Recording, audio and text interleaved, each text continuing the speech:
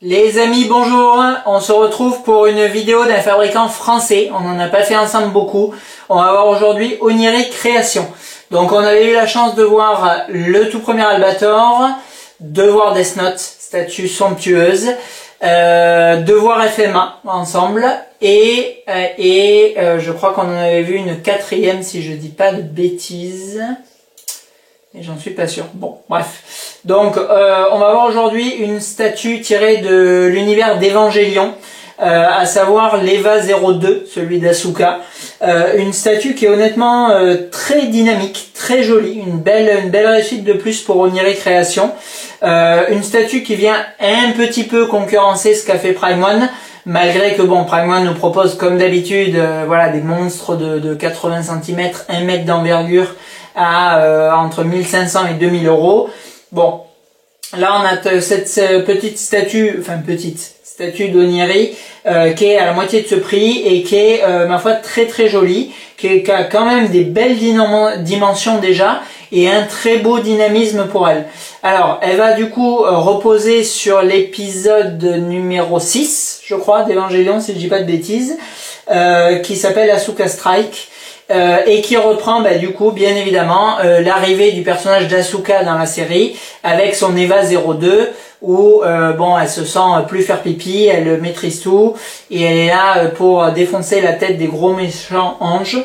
Et cette scène elle reprend à merveille du coup, enfin cette statue elle reprend à merveille la scène de l'épisode 6 où elle va du coup affronter un ange marin et du coup combattre un peu en sautant de porte-avions en porte-avions.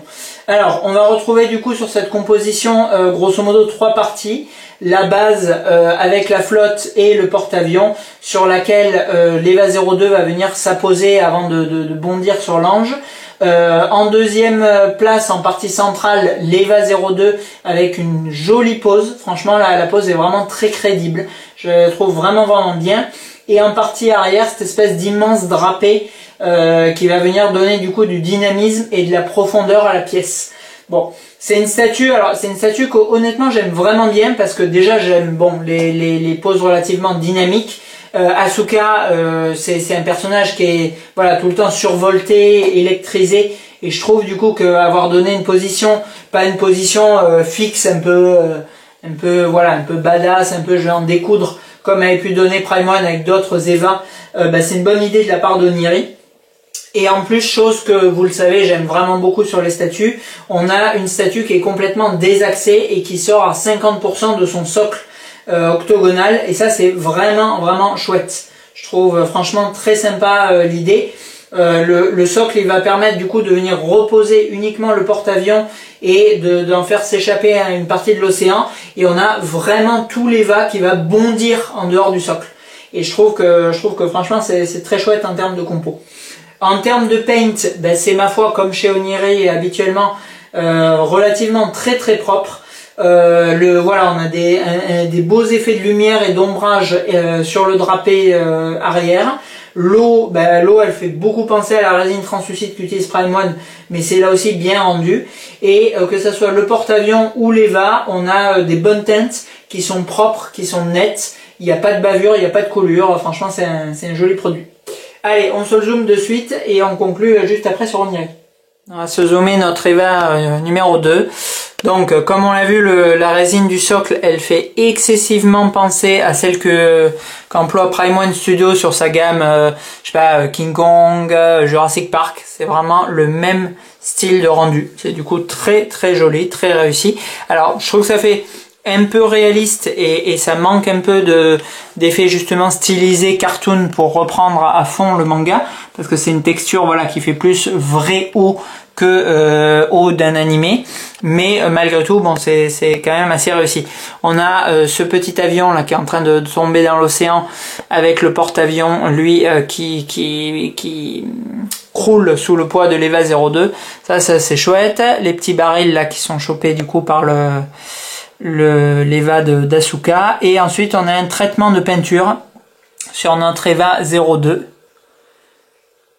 qui est ma foi pas mal du tout. Franchement les couleurs sont bien respectées, l'effet fait pas super métallique mais encore une fois, pour reprendre la carrosserie qu'on voit dans l'animé, je trouve que ça fait bien le job. Le paint est propre, on a ces petits liserés noirs là qui font souvent défaut sur les armures Iron Man chez Sideshow ou même chez Queen, et là c'est quand même vraiment propre au niveau des traits. Et on a ce grand drapé au fond qui donne pas mal de dynamisme, qui est assez bien fait, alors qu'il s'emboîte pour le coup pas parfaitement. Il y a un petit décalage là, je sais pas si c'est notre exemplaire ou la totalité, mais ça rentre pas très bien. Bon, ça reste stable malgré tout, mais c'est vrai que je trouve qu'au niveau de l'assemblage elle est un petit peu galère, et là bon, cette partie là elle se clipse pas à merveille quoi, mais on a une belle dynamique, franchement elle est sympa cette statue quoi. Voilà, donc on l'a vu, franchement cet Eva de 02 il claque bien. Je trouve que, alors Evangelion c'est pareil, c'est un peu comme les mangas de mon enfance. C'est un manga qui est quand même pas très connu des jeunes. Je pense notamment à Romain qui travaille avec moi, qui a 25 ans et qui a jamais regardé un épisode d'Evangelion alors qu'il est fan. Il est fan de manga. Voilà, c'est vrai que c'est un manga un petit peu des années 90-2000 et qui est pas forcément très connu du jeune public. Malgré tout, bon, dans la clientèle 35-45 que vise d'origine Tsume, puisque bon, voilà, vous savez, Cyril Marchol, il présente les réalisations en statut des mangas de son enfance, patati patata. Voilà, Onire, ils ont bien évidemment la même clientèle cible. Et du coup, je trouve que c'est une bonne idée d'avoir proposé une statue d'Evangelion. Alors effectivement, on s'étonne de ne pas voir le 00 ou le 01, parce que bien évidemment, c'est les deux plus emblématiques, c'est les deux Eva du héros et de l'héroïne. Mais voilà, mais bon, Asuka c'est quand même pas un personnage, c'est pas Krillin dans DBZ quoi. Elle est quand même assez présente dans le manga, elle a son importance. Et son Eva, il est rouge, il est aux couleurs de l'Eva Games, bien évidemment, c'est le porte-étendard. Ils nous ont demandé l'approbation avant de lancer la teinte carrosserie, et du coup, bon, par acte de clémence, on leur a dit oui. Non, je plaisante. Donc voilà, donc franchement, Onire, ils font leur petit bonhomme de chemin, et je trouve que c'est assez chouette ce qu'ils font.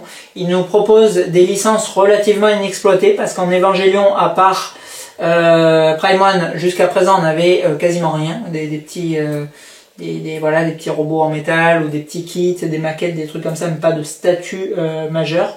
Donc je trouve à la fois que ce soit une belle réalisation et à la fois que ce soit pertinent, une fois de plus, de la part d'Oniri de s'axer comme ça sur des licences qui sont inexploitées jusque-là. Donc je sais pas quelle sera la suivante, je pense que ça va être Sarutobi de Naruto. Je crois qu'il est plus ou moins disponible là quand je tourne la vidéo, donc on devra le recevoir incessamment sous peu.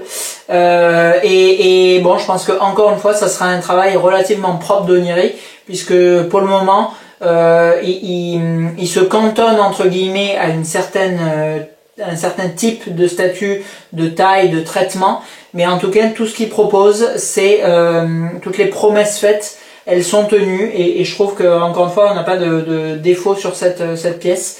C'est mission accomplie. À bientôt. 残酷な天使のように少年よ神話になれ